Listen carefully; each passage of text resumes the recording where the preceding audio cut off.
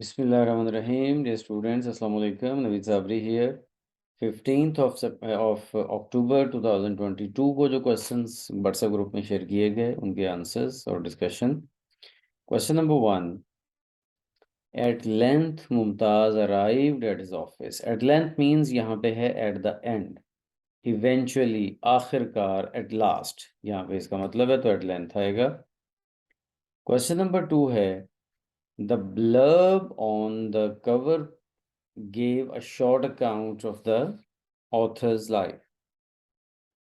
blurb का मतलब जो ऑथर के बारे में कुछ बेसिक सी इंफॉर्मेशन किसी बुक के एंड पे नॉर्मली दी जाती है उसको हम कहते हैं blurb. Question number 3, all in all it has been a great success. All in all का मतलब यहाँ पे है ओवरऑल, मजमूई तौर पर।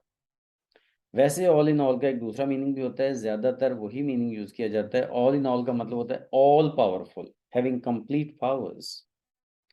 ठीक है, और जैसे हम कहते हैं the principal is all in this college, लेकिन यहाँ ऑल इन ऑल का मीनिंग है मजमूई तौर पर, as a whole. Question number 4, the traffic was moving at a snail's pace due to the strike of labourers.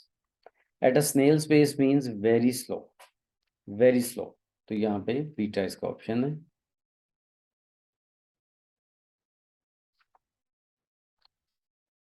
I have tried all the available options and now I am at my wit's end with this problem. मैंने कहता है कि सब options जो भी available थे उनको try कर लिया है और अब मैं